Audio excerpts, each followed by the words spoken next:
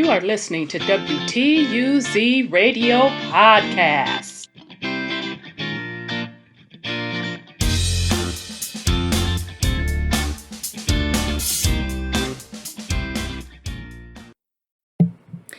This is Rhonda with WTUZ Radio Podcast, and today's topic we will discuss the ancient worship of the goddess and how the goddess or the divine feminine woman was the original religion worshipped on the planet by the indigenous people of the planet. Now, what gave me the inspiration for this particular podcast today was from one of my nieces. We were having a conversation, and she doesn't even realize what she said. She said, you know what? They labeled women as witches, and we went from being witches to bitches. And I was like, whoa. So the title of this podcast is From Goddesses to Witches to Bitches. Okay, so let's go ahead and get into it. And this is getting all these notifications, of course. Okay, so the Museum of Ancient and Modern Art. Okay, so goddess, the great goddess. In prehistoric and early historic periods of human development, religions existed in which people revered their supreme creator as female.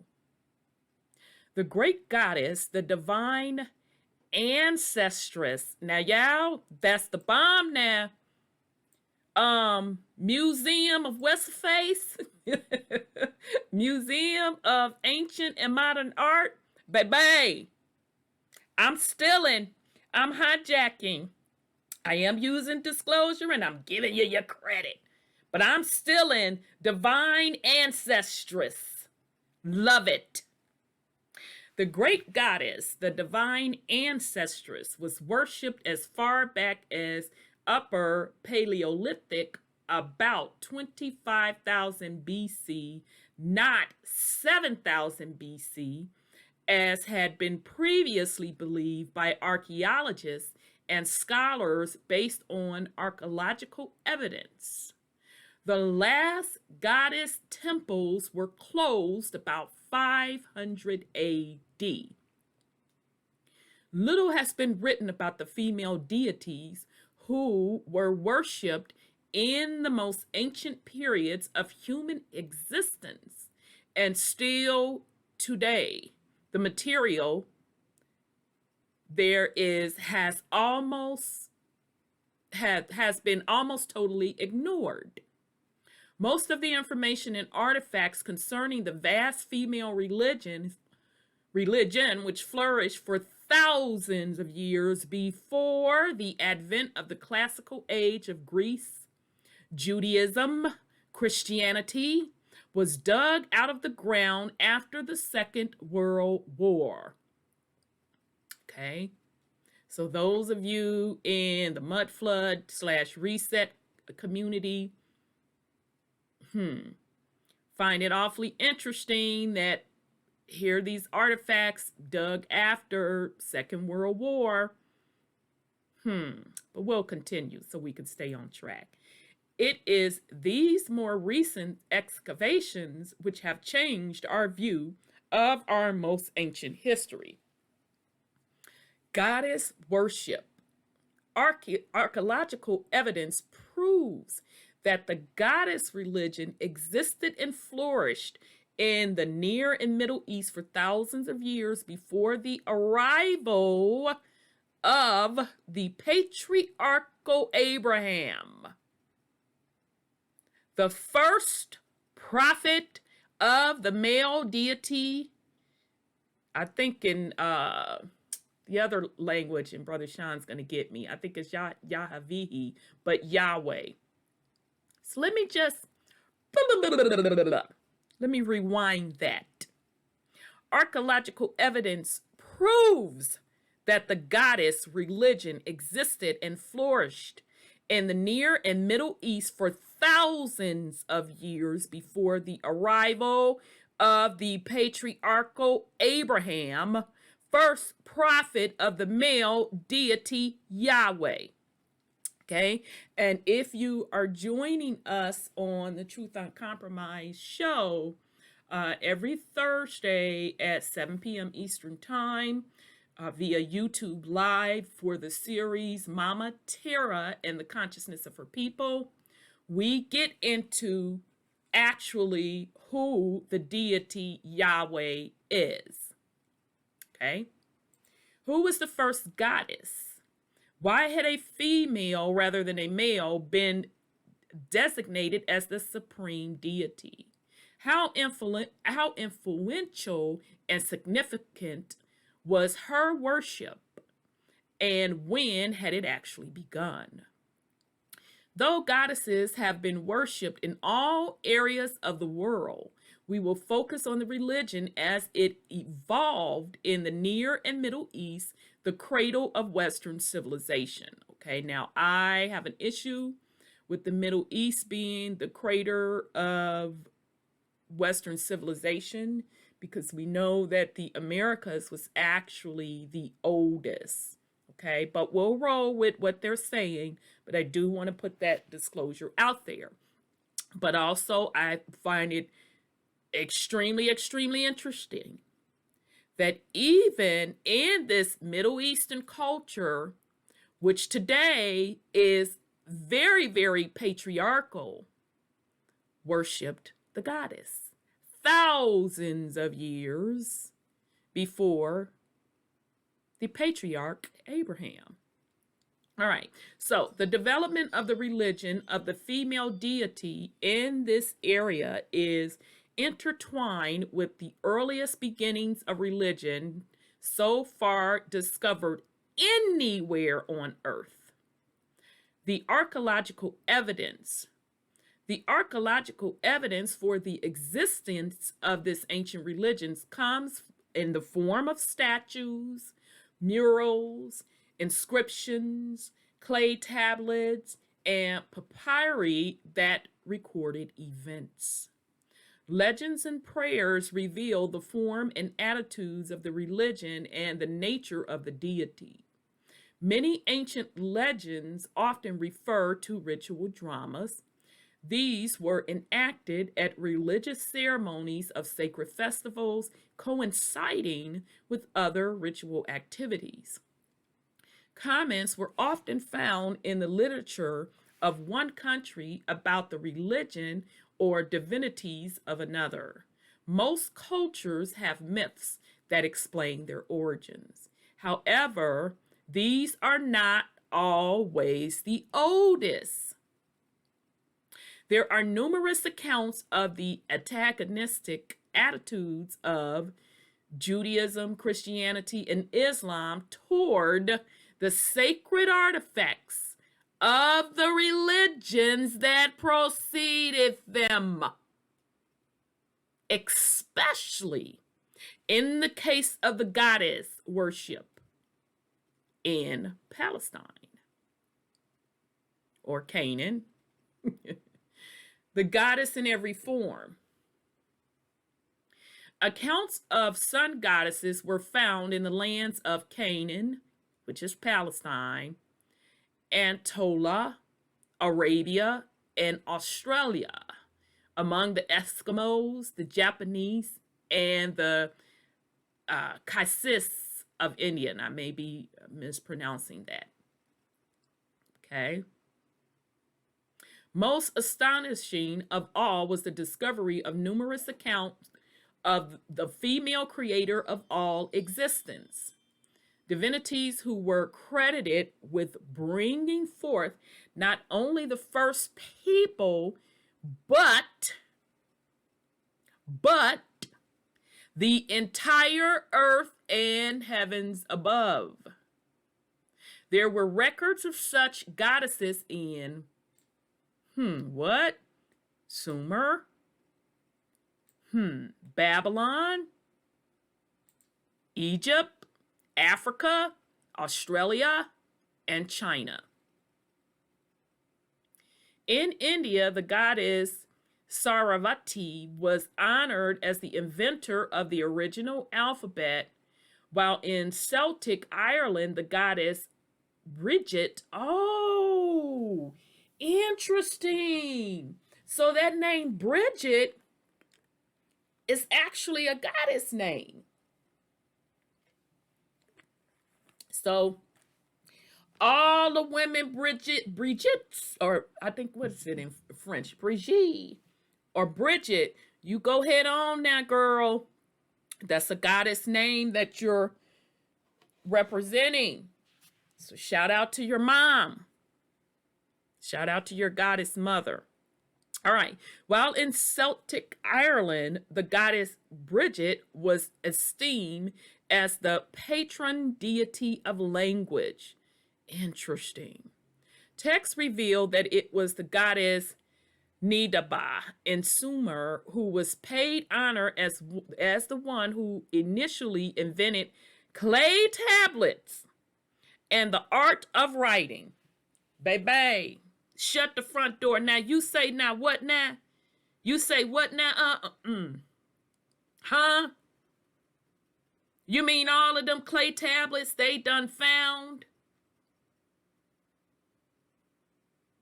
So I'm assuming that would also means cuneiform, which ties back to the Mesopotamian Sumer folk.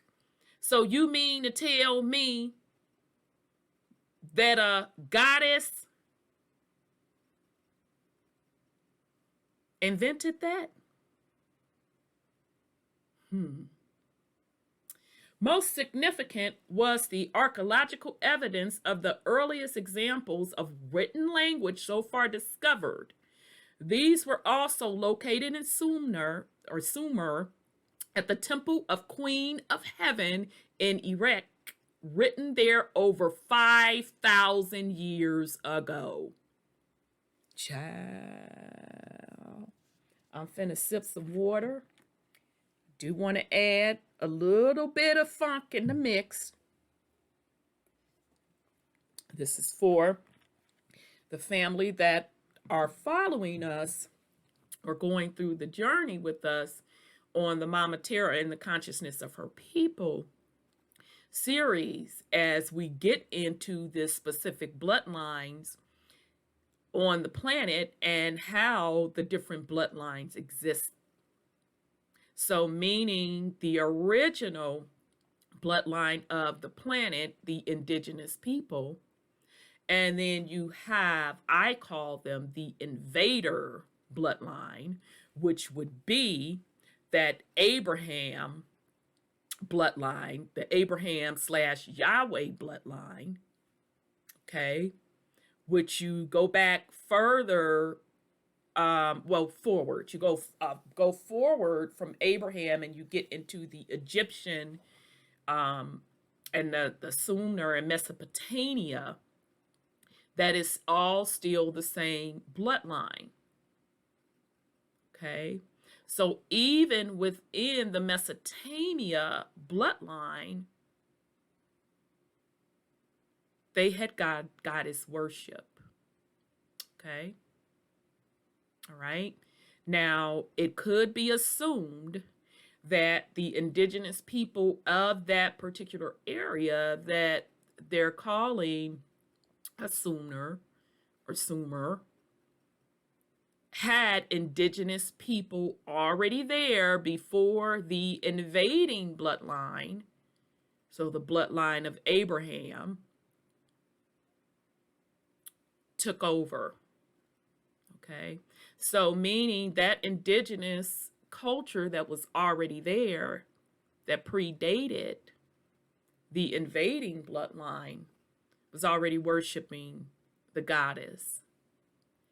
And as the invasion was taken over and land assignment and kingdoms were stood up, they put their version of the goddesses in place for rulership on behalf of their kingdoms.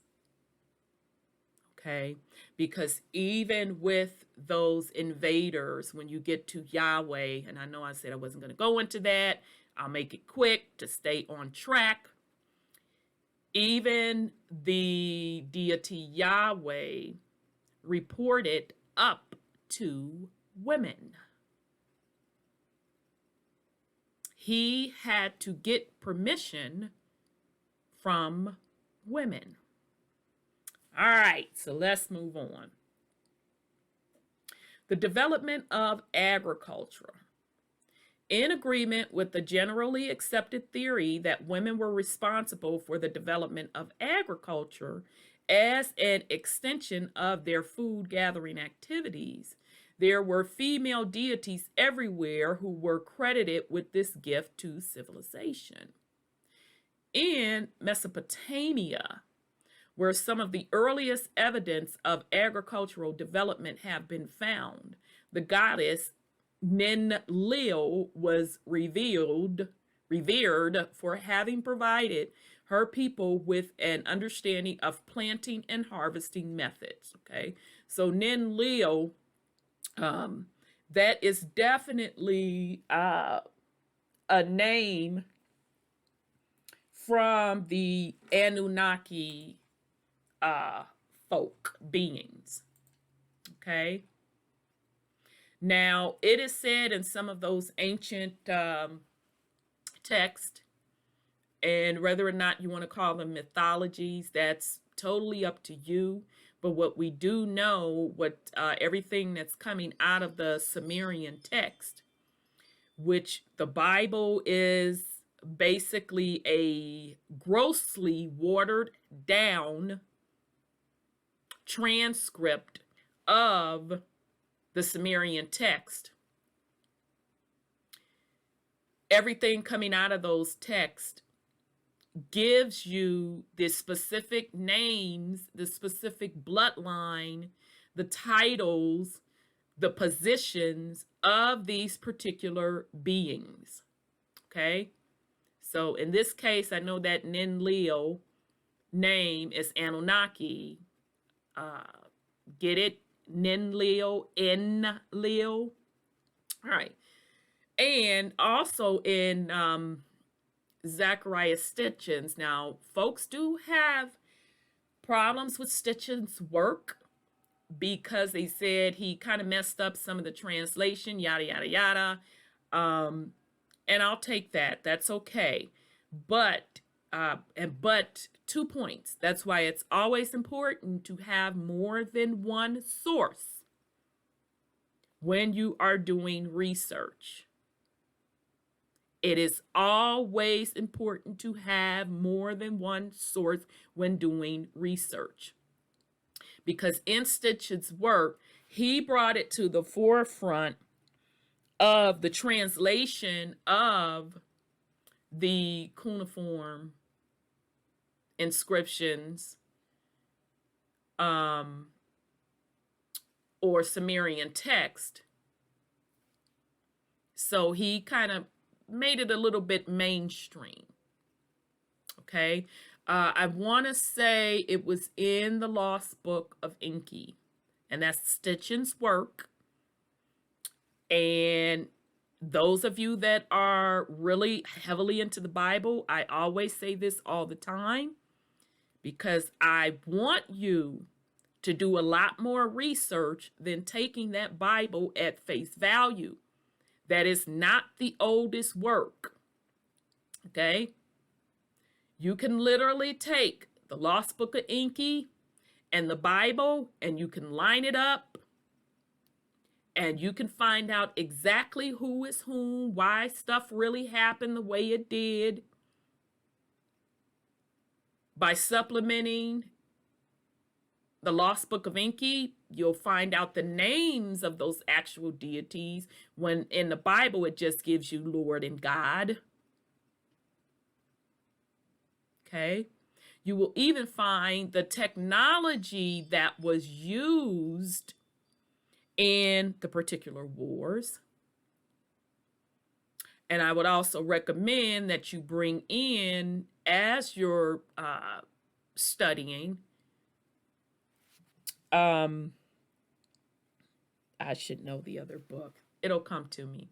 I know those of you that's rocking with me with the series. The Book of Enoch. The Book of Enoch is another good one, okay?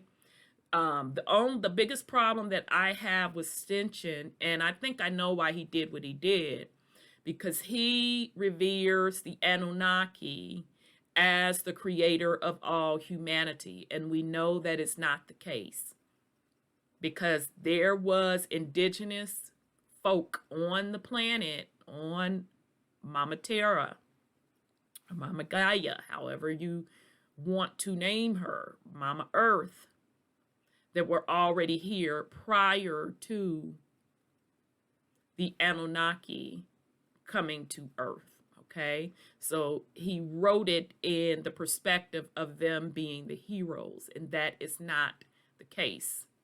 Okay, all right, and that's why when you're also looking at the Book of Enki, the Lost Book of Enki, and you're lining it up with the Bible, it is truly describing a specific bloodline, not of the entire planet, a specific bloodline,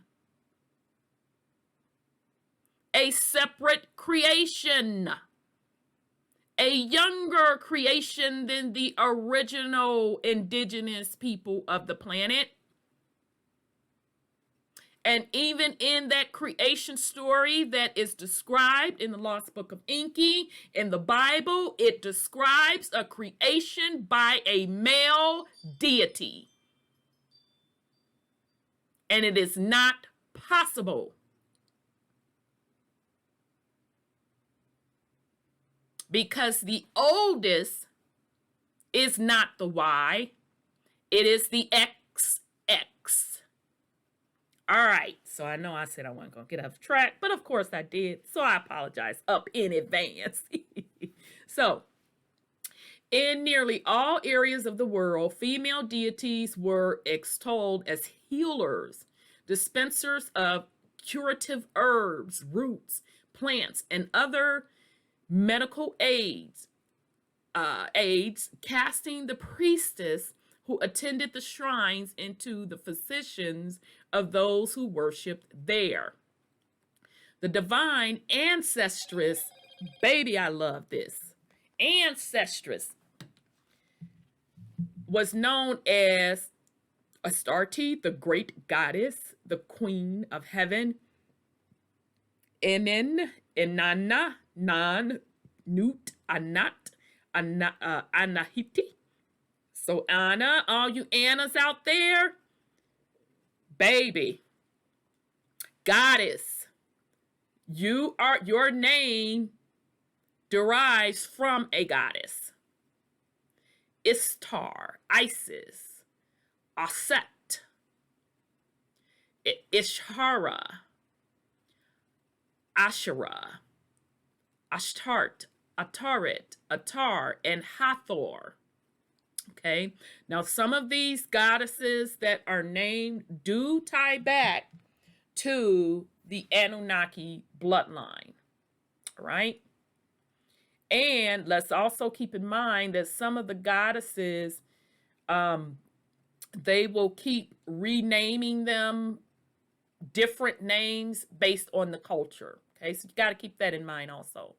Each name denotes in the various languages and dialects of those who revered her different aspects of the great goddess. The roots of civilization. Why do so many people educated in this century think of classical Greece as the first major culture when written language was in use and great cities built at least 25 centuries before that time. And perhaps most important, why has it continually inferred that the age of the pagan religions, the time of the worship of the female deities, was dark and chaotic, mysterious and evil, without the light of order and reason that supposedly accompanied the later male religions? Now, child, I'm going to have to sip some water on that because I have to reread that.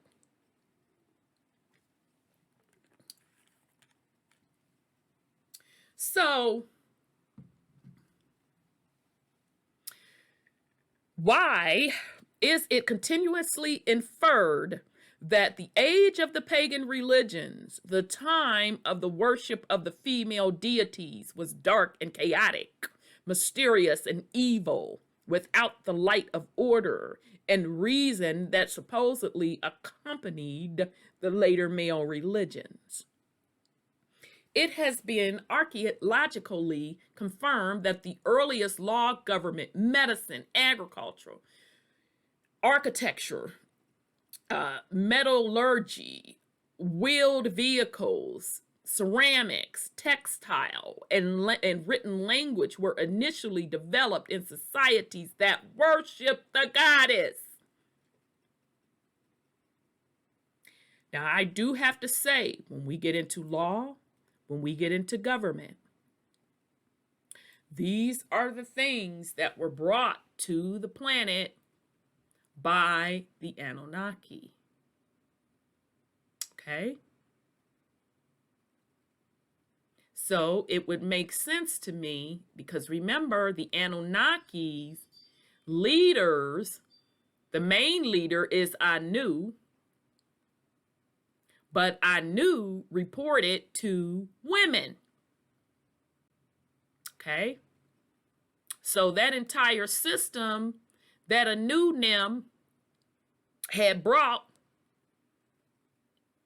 and the goddesses were set up on the particular thrones, they instituted those things. Okay? So even down to agricultural, in the Lost Book of Enki, it is said that it could have been the Book of Enoch. So don't quote me on that. I can't remember if it was the Lost Book of Enki or the Book of Enoch, where it was said that the men were not to dig in the land. So they were not to dig in Mother Earth because it was considered a violation, because she is a divine feminine entity. So the work of digging was for the women. Okay? All right. We may find ourselves wondering about the reasons for the lack of available information on societies who, for thousands of years, worshipped ancient creatures of the universe. No written records. The upper Paleolithic period, though most of its sites have been found in Europe, is the conjectural foundation of the religions of the goddess as it emerged in the later Neolithic age of the Near East. Since it precedes the time of written records and does not directly lead into a historical period that might have helped to explain it, the information on the Paleolithic existence of goddess worship must at this time remain speculative. I say, how convenient. Theories on the origins of the goddess in this period are found on the juxtaposition of mother kinship customs to ancestor worship. although I like ancestress worship. They are based upon three separate lines of evidence. The first relies on anthropological analogy to explain the initial development of the matrilineal mother kinship societies. Studies of primitive tribes over the last centuries have led to the realization that some isolated primitive people, even in our own century, did not yet possess the conscious understanding of the relationship of sex to conception. The analogy is then drawn that the Paleolithic people may have been have been at a similar level of biological awareness. A matrilineal line of descent. Accounts of descent in the family would be kept through the female line, going from mother to daughter rather than from father to son, as is the custom practice today. Pause. Now, those of you that rock with us on Truth UnCompromised, I have said from time and time and time and time and time again, and over and over and over and over and over and over and over again, that men are not supposed to be holders of the land. That in the indigenous peoples' culture, now I'm specifically speaking in the Americas, land was passed down through the maternal line. And here it is in the next sentence. In such culture, not only the names, so women, pay attention. Men, perk your ears up, because I do know that my generation, Generational X, when us women started getting married, a lot of us did not give up. Our names, we hyphenated. And we didn't know why we were doing it. And some men got hurt. But it was a spiritual thing. Because that's the way it was always done. That's the way it is supposed to be. So you can trace your ancestry back to mama.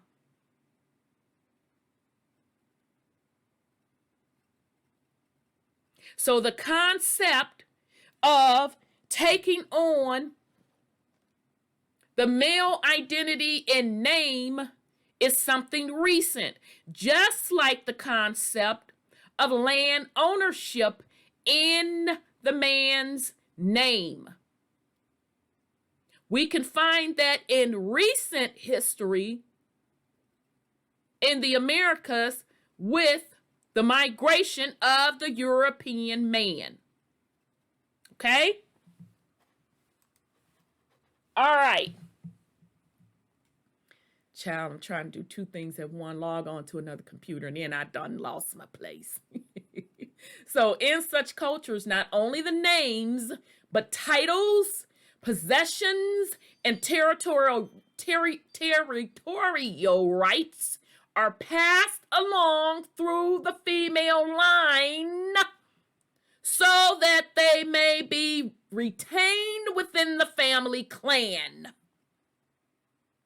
So, I know men be hotter than fish grease at me, baby. I know y'all be hot at a sister. I'm so sick of her ass talking about this female stuff. She always going on about it. She always running the men in the ground. Yada, yada, yada. Ran. You feminists. ... I know what I'm talking about. I know exactly what I'm talking about. I know exactly why I say what I say and how I say it and when I say it.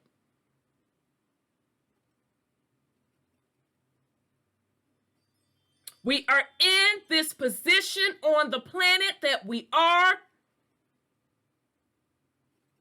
because of the suppression of the divine feminine.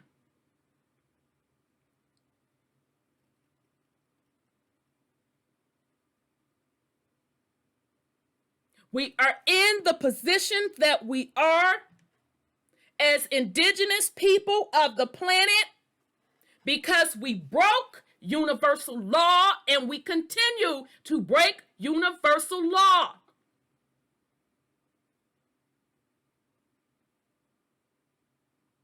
And when you do not honor and respect the divine feminine, there's huge consequences. So the mere fact that the indigenous people of the planet allowed land ownership, possessions, territories to go in the hand of the men and be passed down from man to man is a violation of the planet.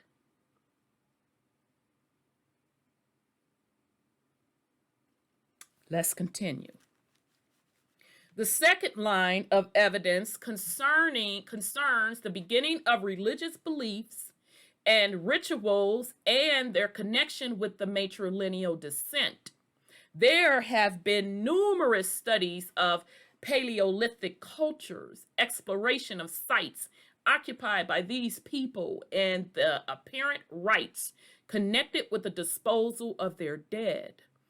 These suggest that as the earliest concepts of religion developed, they probably took the form of ancestor worship. An analogy can be drawn between the Paleolithic people and the religious concept and rituals observed among many of the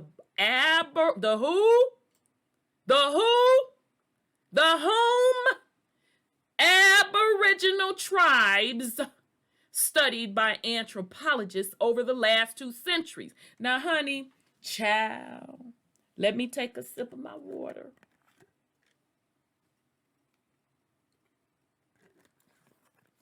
Because as Brother Sean say, whom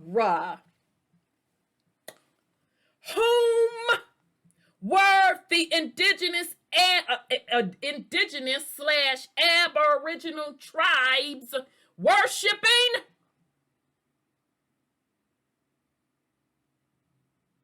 Was it Inky Binky them?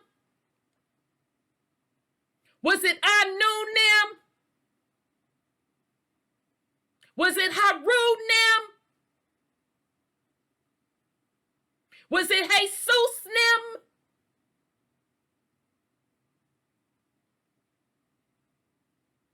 Was it Abraham them?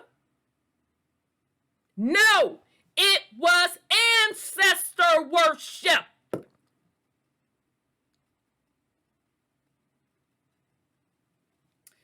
Religious concepts and rituals observed among many of the Aboriginal tribes studied by anthropologists over the last 2 centuries.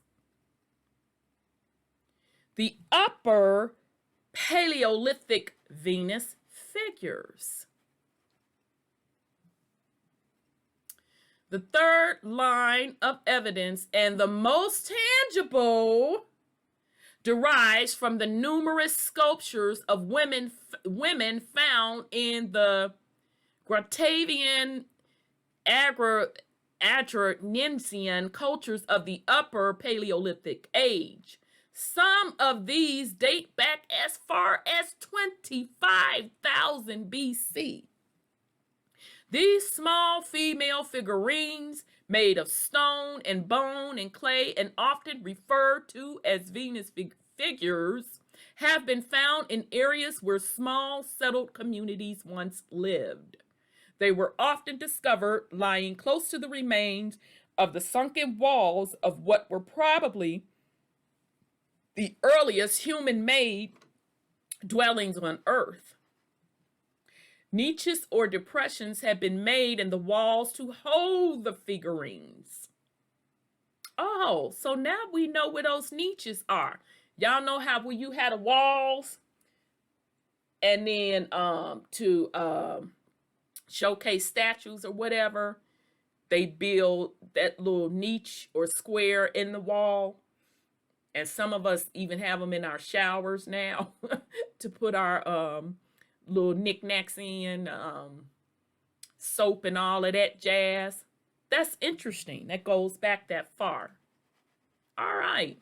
These statues of women, some seemingly pregnant, have been found throughout the widespread Gravettian, I'm not finna try to pronounce that again, sites in areas as far as what? Spain, France, Germany, Austria, Czechoslovakia, and Russia.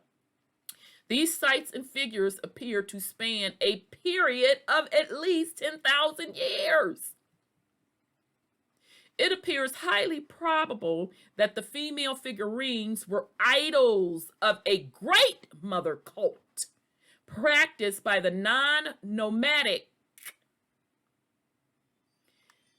Argentinian, and forgive me if I'm mispronouncing that, I'm sure I am, mammoth hunters who inhabited the immense Eurasian territories that extended from southern France to Lake Baikal area in Siberia. Okay, so when I think of nomadic, that means traveler, right? So they really don't have no home base because they keep traveling and traveling. So they're saying that these folks did not travel like that. That's what non means. So could these particular great mother worshippers be the indigenous people in this area, in these areas, in the Eurasian territories? The ultimate conquest. The earliest agriculture must have grown up around the shrines of the mother goddess, which thus became social and economic centers, as well as holy places, and were the germs of future cities, right, Millart? But just as the people of early Neolithic cultures may have come down from Europe as the possible descendants of the Gravettian, y'all know that word, cultures, so later waves of even more northern people descended into the Near East. There has been some conjunction that these were the descendants of the Mesolithic, about 15,000 to 8,000 BC, Maglimossian and Kunda cultures of northern Europe. Their arrival was not a gradual assimilation into the area, as the goddess people seem to have been, but rather a series, child, I keeps on telling y'all, but rather as a series of aggressive invasions resulting in the conquest area by area of the goddess people. So I was correct. The mother goddess culture were the indigenous people of those areas, and they were invaded.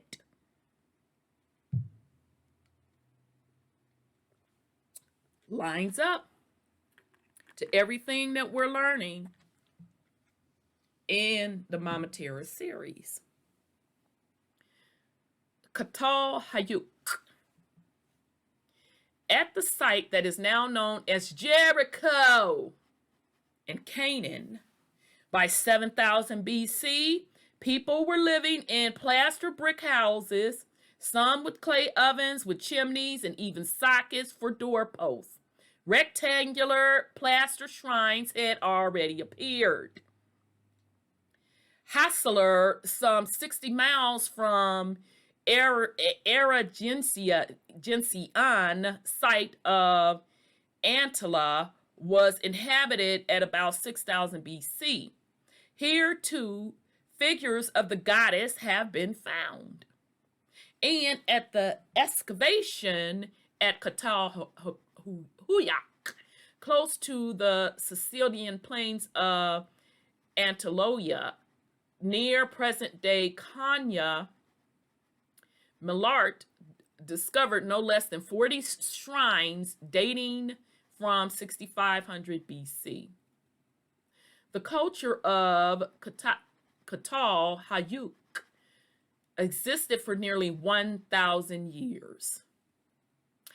Millart reveals the statues allowed us to recognize the main deities worshipped by Neolithic people at Katahuyak. The principal deity was a goddess who is shown in her three aspects: as a young woman, a mother giving birth, or as an old woman. Millart suggests that there may have been a majority of women at Katahuyak, as evidenced by the number of female burials. At Katahuyak, 2 red orch was stern on the body.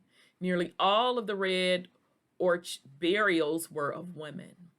The religion was primarily associated with the role of women in the initial development of agriculture, and it seems extremely likely that the cult of the goddess was administered mainly by women. Agricultural development. One of the most significant links between the two periods are the female figurines understood in the Neolithic societies through their emergence into the historic period of written records to represent the goddess. The sculptures of the Paleolithic cultures and those of the Neolithic periods are remarkably similar in material, size, and most astonishing in style.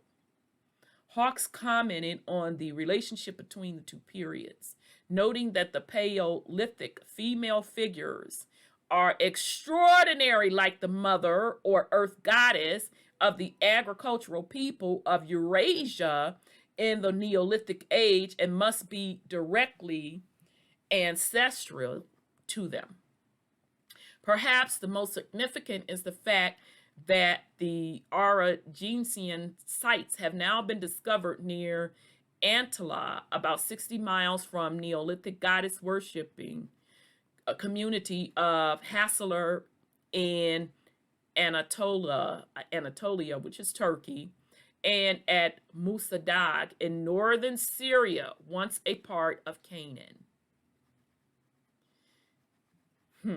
So we know today Turkey is far from being feminine, divine, honoring. Matter of fact, that entire Middle East area, meaning Turkey, Syria, all of it,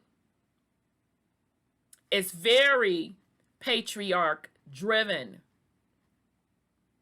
And so, according to them, which this lines up with what we have been studying also, that the original people in this area were invaded. Okay? These Neolithic communities emerged with the earliest evidence of agricultural development, which is what defines them as Neolithic.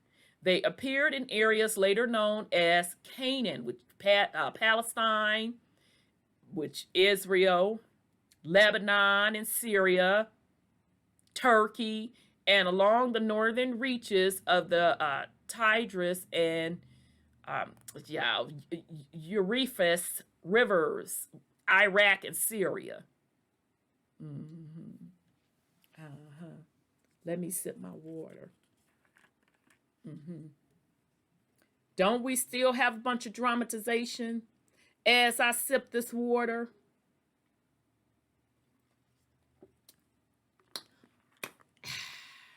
In these areas today, if you go back to the Sumerian text, you will see that this is the area where the Anunnaki set up shop.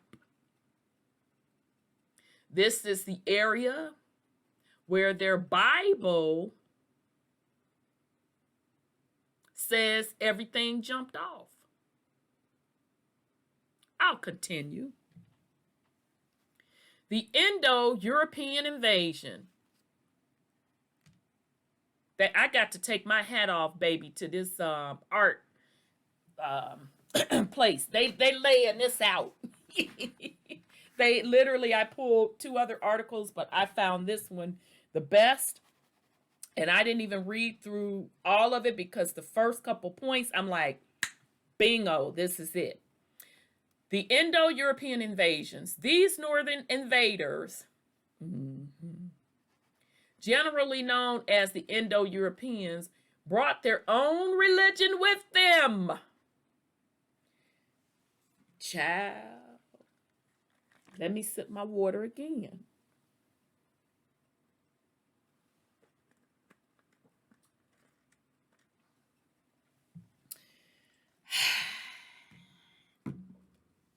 Because I done took and told y'all.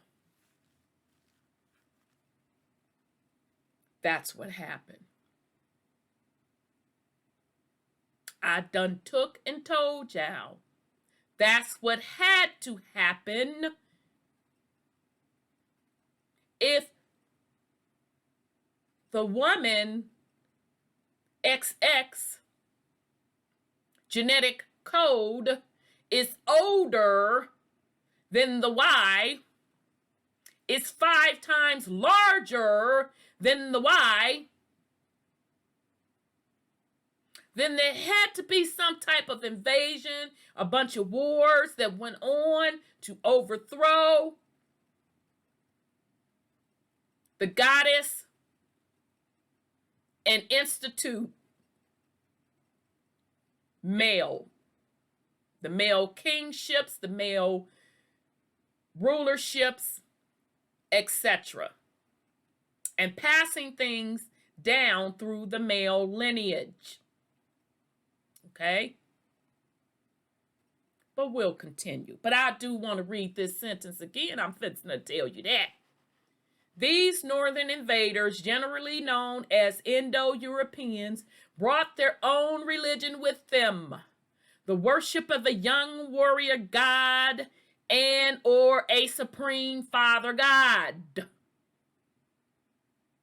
Their arrival is archaeologically and historically attested by 2400 BC, but several invaders may have occurred or even earlier.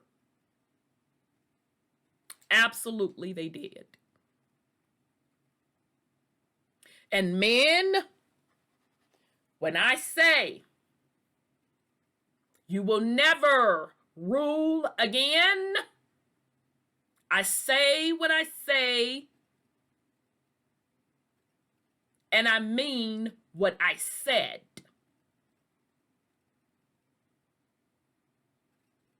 This is why. The pattern that emerged after the invasions was an amalgamation, of the 2 theologies. The strength of one or the other often noticeably different from city to city. As the invaders gained more territories and continued to grow more powerful over the next 2,000 years, this synthesized religion often juxtaposed the female and male deities not as equals, but with the male as the dominant husband or even as her murderer. So before we go on, Notice we're talking thousands of years of fighting. Thousands. And I also want you all to keep in mind, those of you that are following us on the series, Mama Earth and Terra, Mama Terra and the Consciousness of Her People. When we talk about the ages, and I tell you in between the 2,160 year, because that is the time frame between ages. And when I talk about ages, talk about going from the Pisces ages to the Aquarian age, which we are now at the beginning of the Aquarian age. That's each age represents 2,160 years. And I explained to you all last week that in between an age, there are many ages. Okay?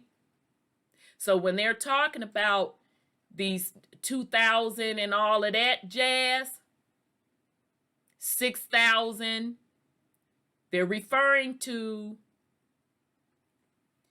little slithers, or you can call them many ages within an age. So pay attention to that. So you are talking about a lot of war and bloodshed that went on the planet for control.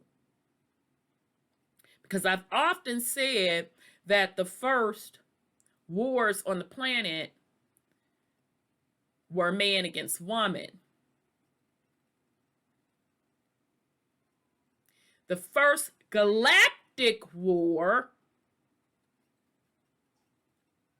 was woman against woman. Because even in all of the ancient text, it is said that a galactic war took place, and it is said that the women in those different galaxies were the rulers.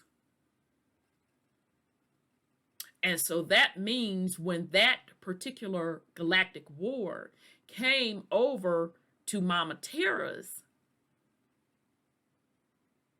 territory, that was woman on woman. Let's continue.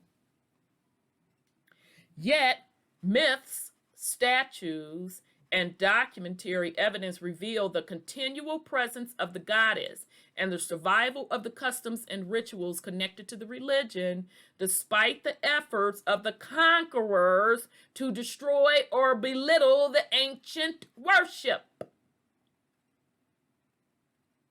The clan mother, Russian paleontologist Z.A.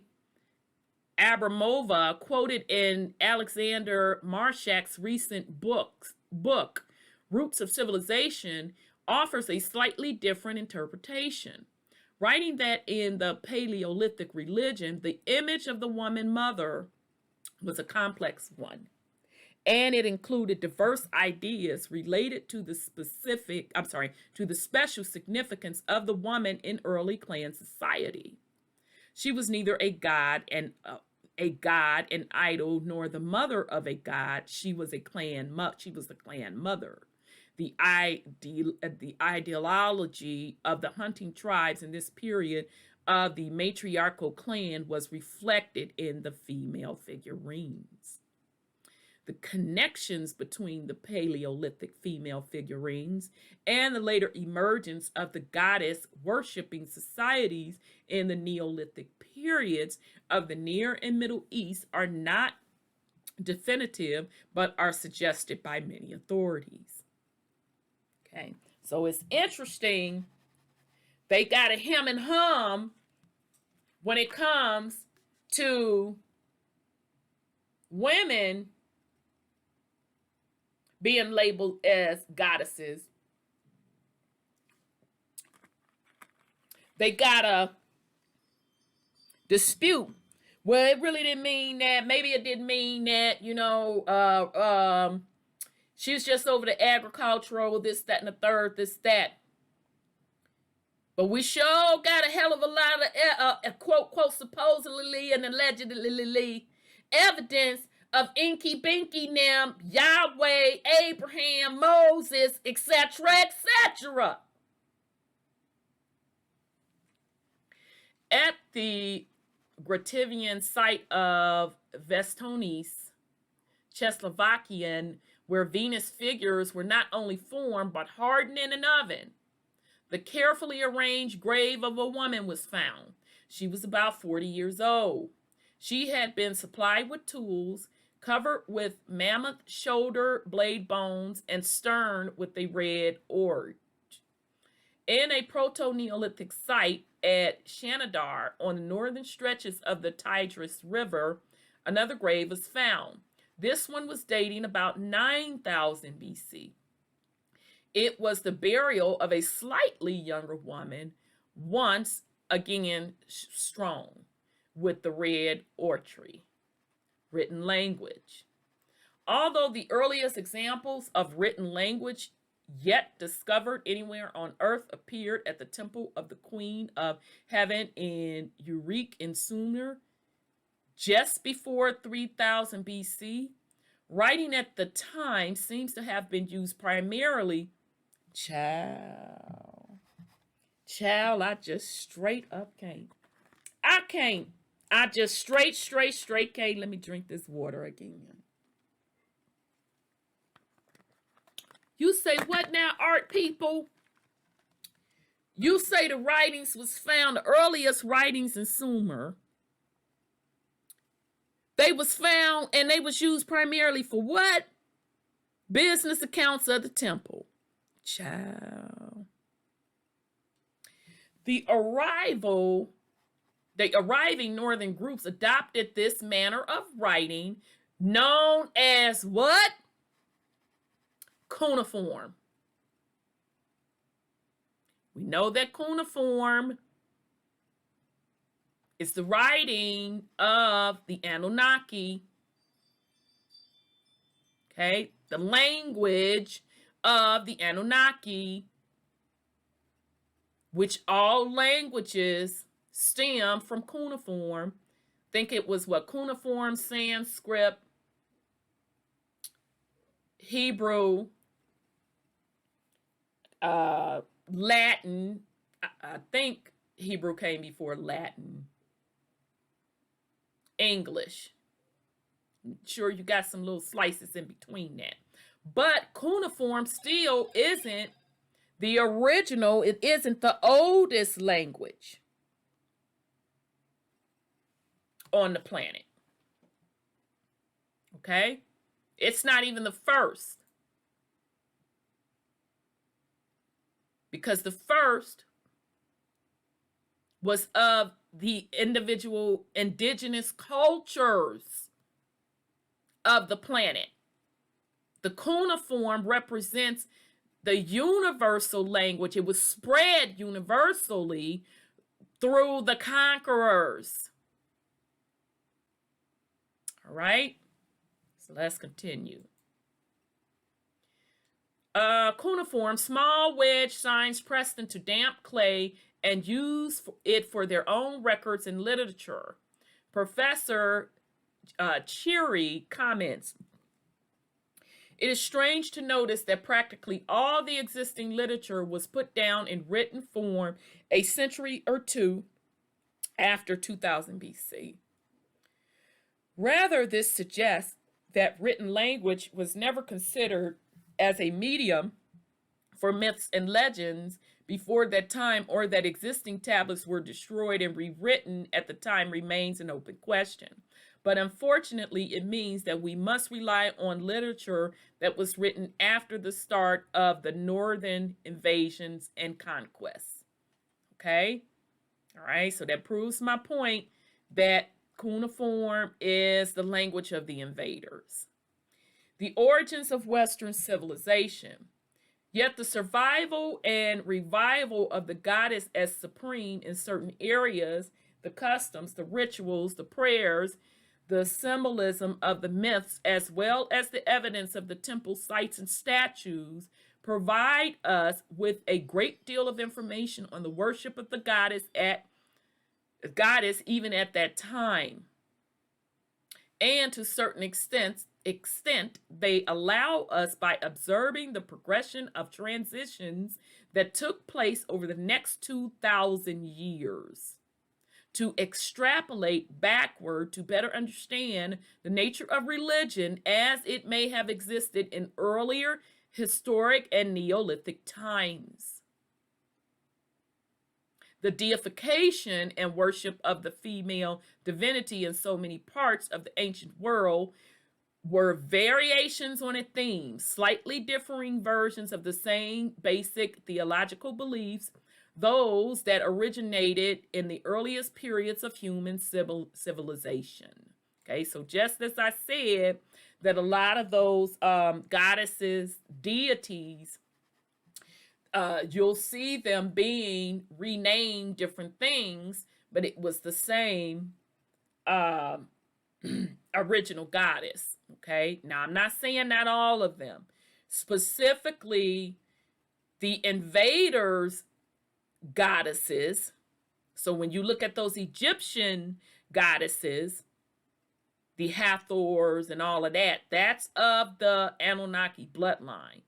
You'll see where those particular deities sometimes were just renamed, okay? And you'll see them renamed across different cultures as well. And maybe I'll do a podcast putting together the specific different deities, goddess deities, and showing how they were renamed throughout different cultures, right? Because you also see that as well in the African culture, okay? Right, so specifically, Yemenya is really an African goddess, but she is the goddess of the sea.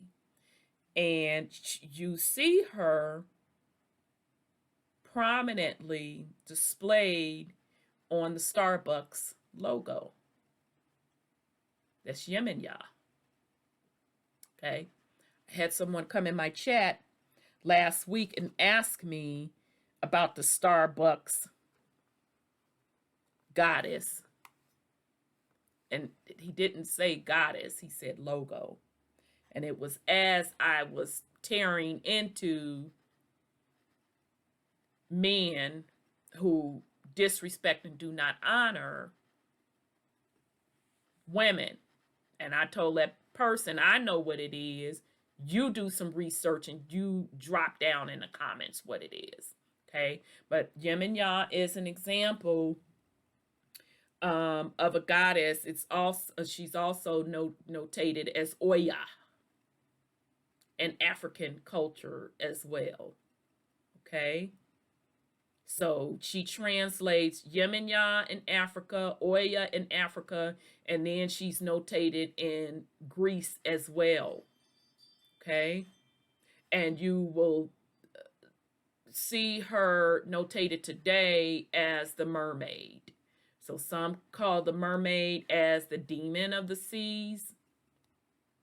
Okay, really deep. Now, I find it even deeper because now that we're studying kind of the ancient Sumerian text, and we know that Enki is also associated with the fish and water, I find it interesting that Yemenya and Oya is also depicted as the goddess of the sea. So to me, that would mean Yemenya, Oya, represents the bloodline of the Anunnaki. Just something to think on. So let's continue, because we're almost done.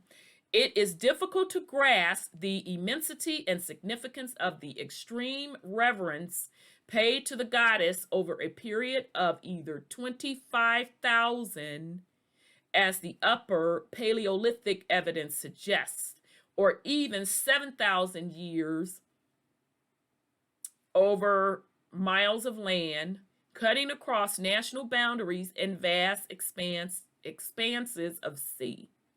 Yet it is vital to do just that to fully comprehend the longevity as well as the widespread power and influence this religion once held. The worship.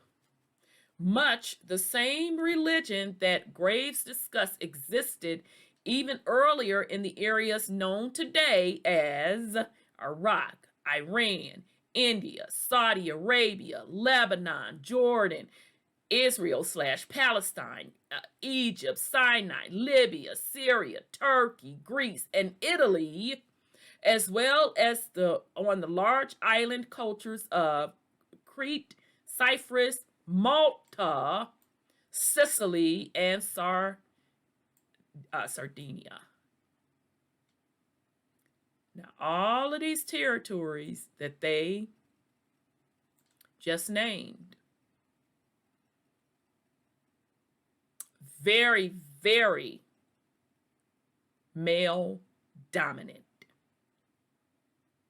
And just note, those of you that study Sumerian text, and those of you that are really into the Bible and the Quran, y'all know, baby, that the drama jumps off where? Iraq, Iran, India, Saudi Arabia, Lebanon, Jordan, Israel, Palestine, Egypt, Sinai, Libya, Syria, Turkey. Y'all know that's where the drama jumps off in those ancient texts. Led by a what? A patriarch society.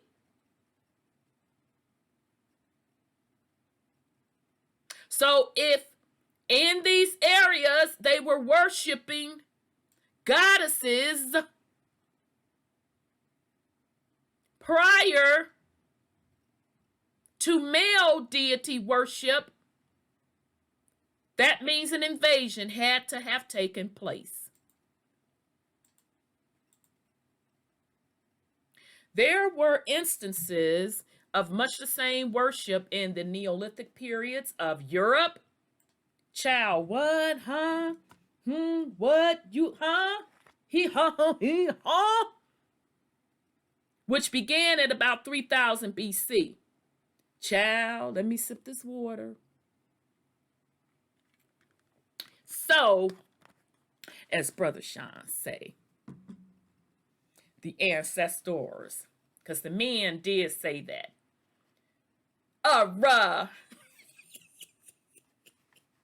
That still just cracks me up. So you means to tell me Europe, Neolithic periods, they were worshiping the goddess as well? So, that means, King James them. King James them. King James them.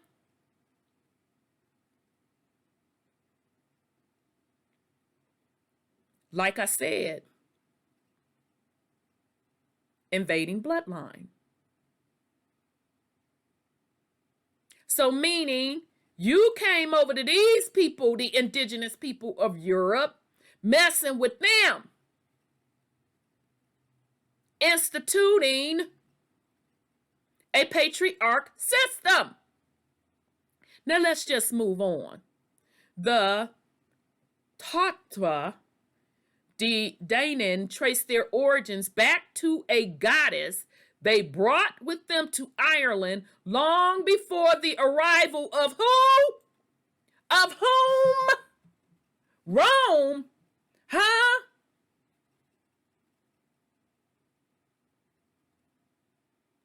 So even the indigenous Ireland people, they worship a goddess. Before the arrival of whom? Rome. Rome? You mean the same bloodline that King James himself says he ties back to Rome? Child, let me sip my water. So now who's the invaders? mean the same King James that calls himself Jacob, who ties back to Abraham them, who ties back to Yahweh, which ties back to Inky Binky them, which ties back to Anu.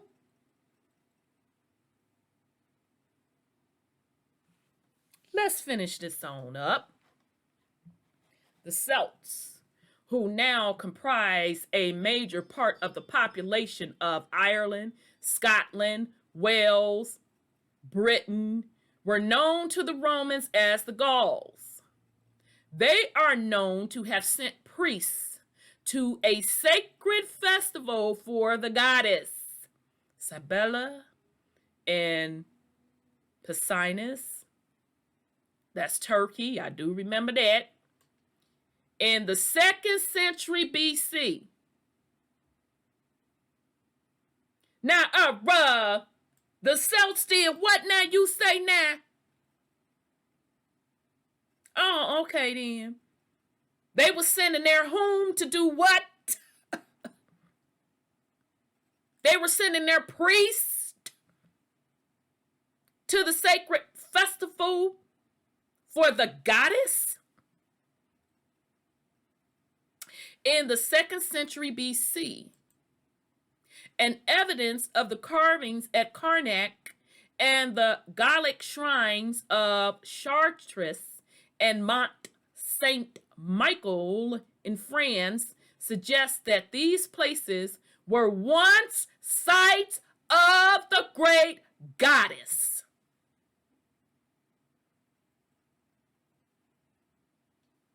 So again, child, I don't even have to go to them other 2 articles. Excellent job by Museum of Ancient Modern Art. mama.org. Okay, so just real quick, let me, I didn't want should have paused. Just show y'all some of the pictures. Dang, maybe it's in pictures. Hold on a second. Let me pause. I gotta find them, y'all. Hold on. Bear with the sister here. I got to find them so I won't be making y'all dizzy. I just want to share with you all. And as we're going through this, I'm also going to try to put some of the pictures in here as well. But I want to share with you some of these pics. I hate when that happens, when I do some pictures and then I can't find where I put them. Yep, here we go. Okay, yep, here we go. All right, so let me put this back on. All right, that's the ancient tree. Okay, so this is our set. Okay, boss. Okay, which in Black Panther, if you pay attention, the movie Black Panther, at the very beginning, they show that the Black Panther Society worshiped the goddess.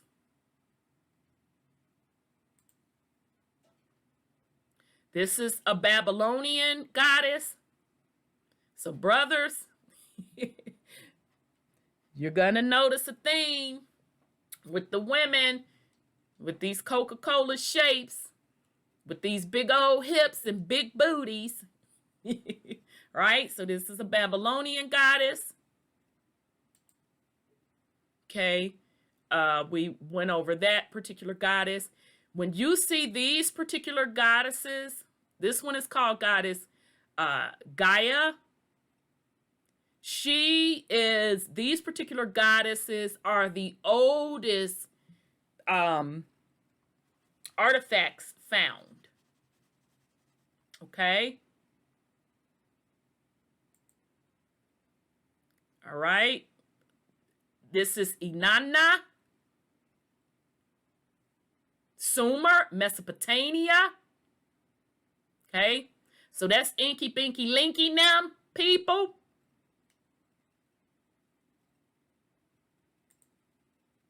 This is another ancient goddess out of Syria. Okay? Look at them thunder thighs and them breasts. This is Ishtar. This is the Babylonian goddess. Okay? So this Inky Pinky Linky now peeps. Okay? This is just one of the oldest goddess statues found. And every time you see a goddess statue with her breasts hanging, now women, men, if you don't know this, you should know this. Depending on what age you are, you should know this. Women breasts don't sag until they start having them babies. Okay? Right? Especially when you breastfeeding. Rug rats swinging off of them. Men harassing them. But nonetheless, doggone it. When you see the sagging breast and the bigger tummy, that's representing the goddess who has given birth. Women, we already know that. Okay, so men, if you didn't know that, now you should know. Okay, but this is one of the oldest goddess statues. And she's always represented in dark melanin color. All right. Okay, so this is my girl. She represented in Greek mythology. Medusa. I just threw her up in here just because it took a few folks, a few men to take her down. And they used her what? As a weapon. Now that's in Greek mythology. This is another old mother goddess. Okay, two of them. Okay, and I'm not for sure, but it looks like she may have been holding a baby. Look at her all up in the back with that big bum bum. Her thick thighs. Here's another original mother goddess chilling in her chair. I think that's it. Okay, and this is Oya that we talked about, that I told you is a renamed goddess from Yemenia. Okay, I think in Oya they're representing her as a goddess warrior. I'm just giving you the her origins. You'll see Oya show up with Yemenia. Okay, now, child, I had to throw this up in here, child. Let me sip my water.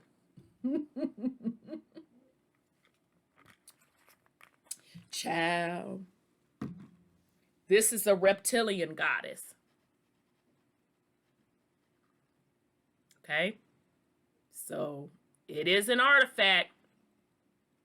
Somebody took it. Ooh, making me scratch. But nonetheless, somebody didn't just put her on together. And you can see here, she's breastfeeding. Okay? So meaning representing different races. on the planet. And when we say races, we're talking from, you want to call human, because some say even human is a race also, separate from the original people of the planet or the indigenous people of the planet, but nonetheless truly alien. And I think that's it. Okay, and just another representation of another goddess. Oh, this is Yin and Ya. Yep, my bad. I apologize. Yes, this is Yin and Ya. So this is the Starbucks logo, which is an African goddess. Okay? We'll leave it there. We'll leave it there with Yin and Ya. Okay? So I hope that you all got a lot out of this particular podcast. I didn't intend for it to be this long, but I guess it needed to be. What you are witnessing, family, if this information is resonating with you, or even if it doesn't resonate with you, even if you don't agree with anything that is said within this particular podcast, you are witnessing the return of the ancient divine feminine energy across the planet.